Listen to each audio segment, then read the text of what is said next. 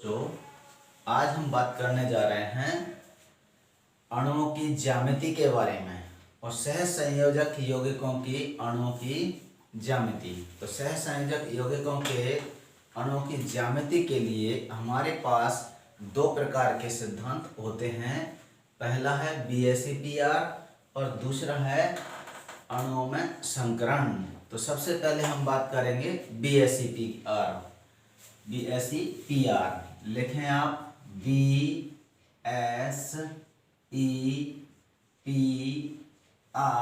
Theory, VSEPR theory.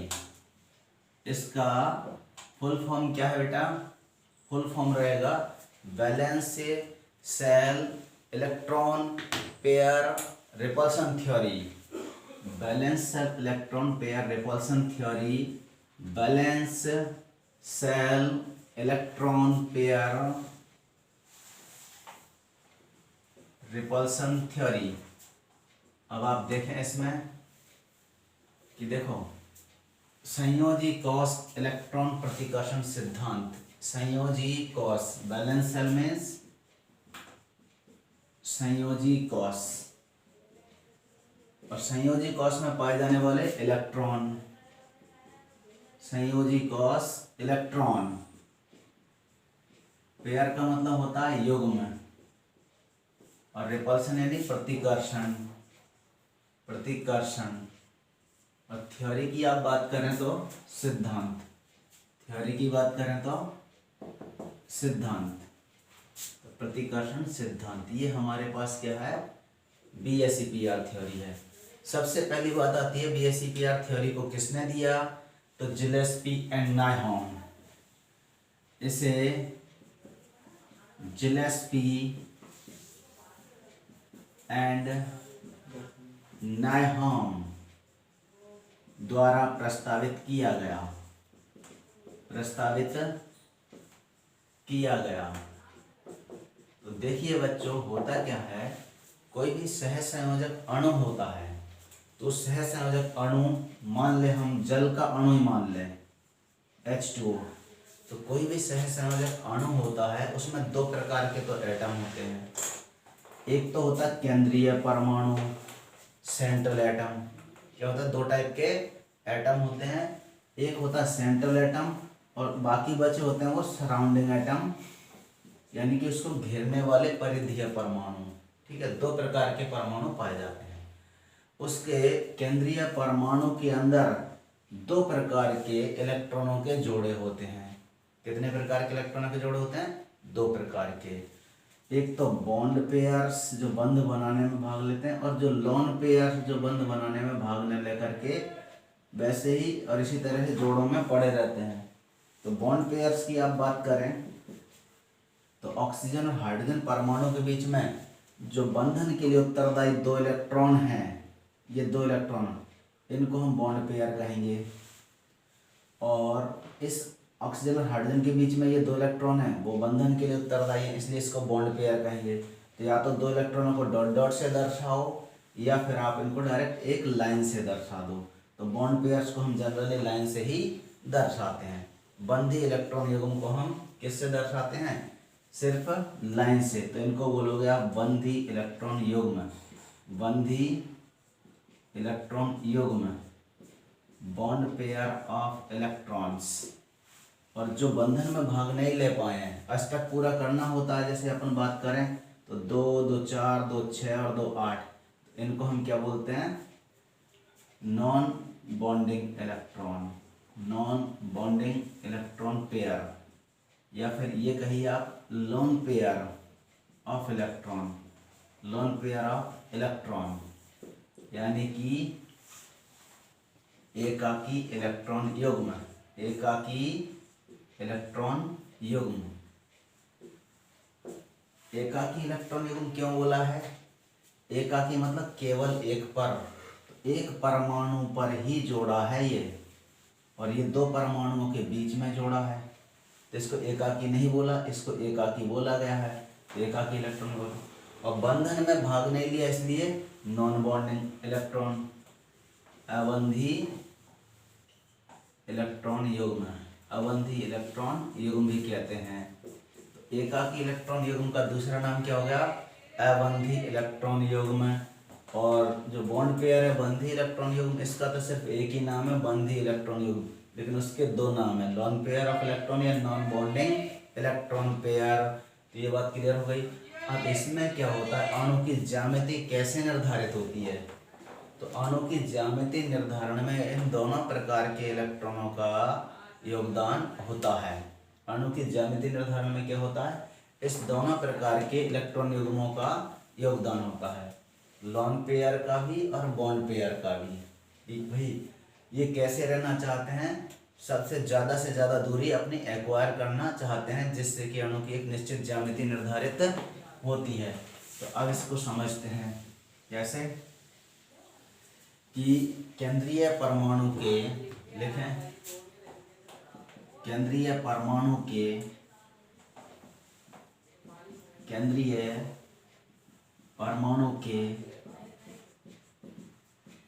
संयोजी electron कौन कौन से होते हैं, कहाँ से आते हैं, कैसे होते हैं?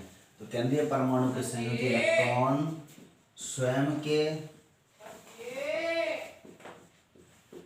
संयोजी इलेक्ट्रॉन एवं बंधन हेतु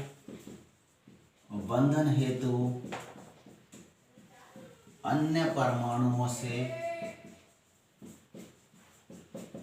प्राप्त इलेक्ट्रॉनों का योग होता है।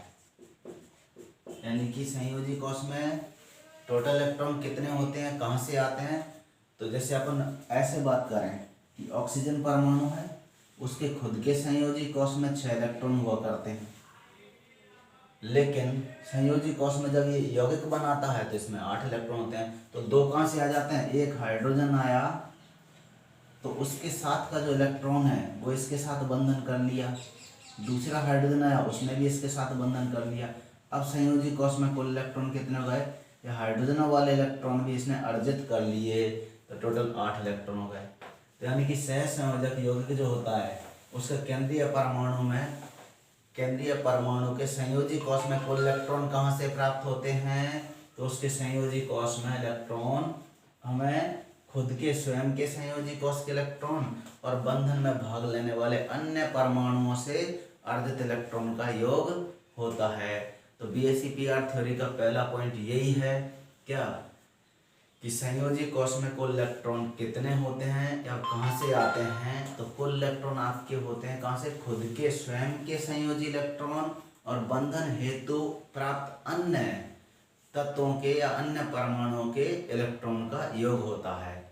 अब ये इलेक्ट्रॉन कितने प्रकार से पाए जाते हैं, केंद्रीय परमाणु के आसपास कैसे व्यवस्थित रहते हैं? तो ये 2 प्रकार से पाए जाते हैं। केंद्रीय परमाणु के सेंट्रल एटम बोलेंगे बेटा, बड़ा है केंद्रीय परमाणु लिखना लंबा, इसलिए क्या हम क्या करें, केंद्रीय परमाणु या सेंट्रल एटम के संयोजी कोश में इलेक्ट्रॉन 2 प्रकार से व्यवस्थित, 2 प्रकार के जोड़ों या पेयर्स के रूप में पाए जाते हैं, पेयर्स के रूप में पाए जाते हैं। ये तो अपन ने स्टार्टिंग यहीं से की थी। केंद्रीय परमाणु के संयोजी कोश में इलेक्ट्रॉन 2 प्रकार के युग्मों या जोड़ों में पाए जाते हैं। कौन कौन से जोड़े होते हैं वो अभी बताया था, लोन पेयर ऑफ इलेक्ट्रॉन, एकाकी इलेक्ट्रॉन युग्म, एकाकी इलेक्ट्रॉन युग्म, ये जोड़ा केवल एक नाभिक के प्रभाव क्षेत्र में होता है, एक नाभिक के प्रभाव क्षेत्र में होता है।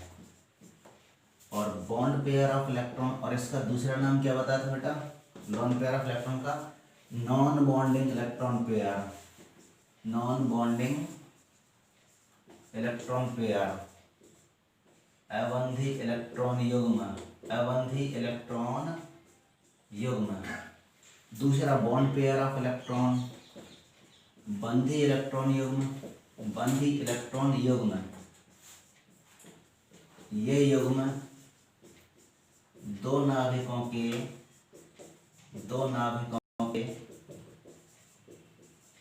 प्रभाव क्षेत्र में पाए जाते हैं। ये इलेक्ट्रॉन दो नाभिकों के प्रभाव क्षेत्र में पाए जाते हैं। कैसे, इसको समझ लें। जैसे ये ऑक्सीजन परमाणु है, इस पर ये जो लोन पेयर है और ये लोन पेयर है, और ये बॉन्ड पेयर है और ये बॉन्ड पेयर है। तो ध्यान दें, इस जगह ऑक्सीजन का नाभिक रहा होगा ये प्लस, इस जगह हाइड्रोजन का नाभिक रहा होगा प्लस, इस जगह हाइड्रोजन का नाभिक रहा होगा प्लस।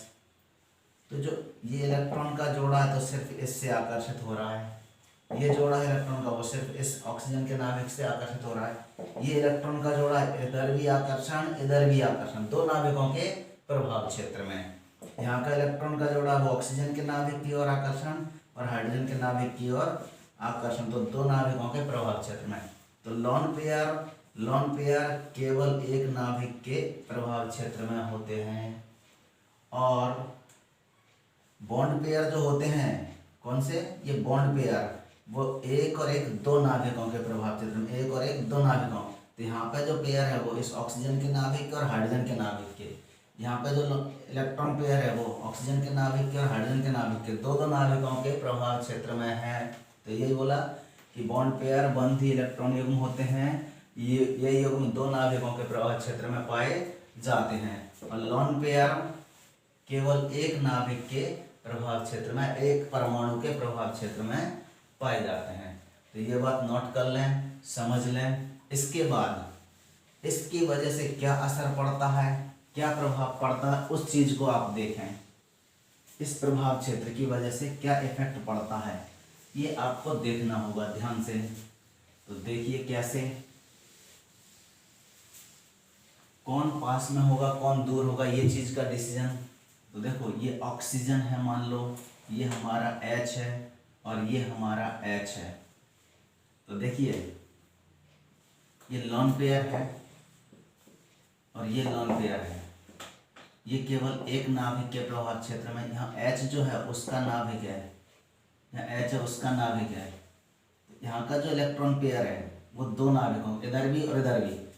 तो एक नाभिक के प्रभाव क्षेत्र में होने की वजह से लोन पेयर थोड़ा निकट आ जाता है, एक नाभिक के क्षेत्र में होने की वजह से लोन पेयर थोड़ा निकट आ जाता है। ये इसके निकट जाने की कोशिश तो करेगा, लेकिन हाइड्रोजन भी तो खींचेगा। तो ये थोड़ा मामूली, इतना जितना निकट ये है उतना निकट न होकर के थोड़ा दूर रह जाता है। ऐसे ही ये वाला लोन पेयर उतना ही, जितने पास में ये है उतने ही पास में इस लोन पेयर को होना चाहिए था, पर इस नाभिक ने अपनी ओर भी थोड़ा सा खींच लिया, इसलिए दूर हो जाता है। तो आप दूरियां देख सकते हैं, आप कौन से में ज़्यादा है कौन से में कम है, इस बात का डिसीजन ले सकते हैं। आप ध्यान दें, तो ये लोन पेयर और ये लोन पेयर, इनके मध्य दूरी थोड़ी कम है। लोन पेयर और ये बॉन्ड पेयर, इनके मध्य दूरी थोड़ी ज़्यादा है, लोन पेयर और बॉन्ड पेयर के। और ये बॉन्ड पेयर और बॉन्ड पेयर के मध्य दूरी और भी ज़्यादा है। ठीक है, तो आप समझ गए होंगे दूरियों का क्रम, दूरियों का क्रम। लोन पेयर के बीच दूरी के मध्य दूरी क्या हो गई, लोन पेयर के मध्य दूरी सबसे कम, लोन पेयर बॉन्ड पेयर के मध्य दूरी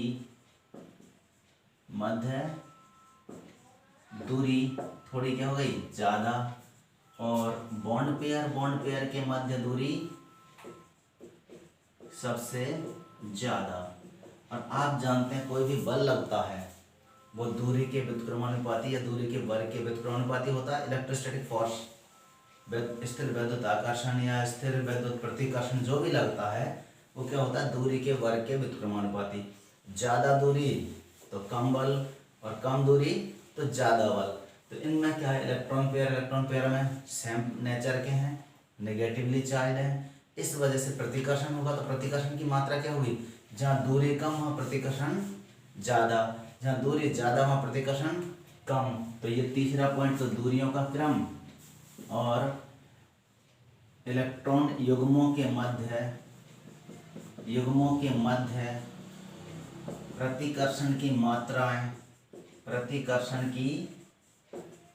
मात्राएं हम किस प्रकार देंगे, कम दूरी है लोन पेयर के मध्य, तो कम दूरी है तो ज़्यादा प्रतिकर्षण, तो प्रतिकर्षण लोन पेयर प्रतिकर्षण सबसे ज़्यादा होगा, लोन पेयर बॉन्ड पेयर प्रतिकर्षण थोड़ा कम होगा, और बॉन्ड पेयर प्रतिकर्षण सबसे कम होगा। या तो ऐसे कह दो, या फिर इसी का उल्टा ऑर्डर कि बॉन्ड पेयर प्रतिकर्षण सबसे कम, वही बात है, लोन पेयर बॉन्ड पेयर थोड़ा ज़्यादा, और सबसे ज़्यादा लोन पेयर प्रतिकर्षण। इसको याद कर लेंगे ध्यान से। ये आपके BSc-PR थ्योरी के 3 पॉइंट हो चुके हैं।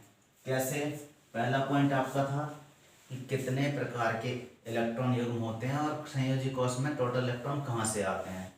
दूसरा पॉइंट है आपके कि इलेक्ट्रॉन युग्म के मध्य दूरियां कैसे होती हैं, कौन से युग्मों के बीच में दूरी कम और कौन से युग्मों के बीच में दूरी ज़्यादा होती है।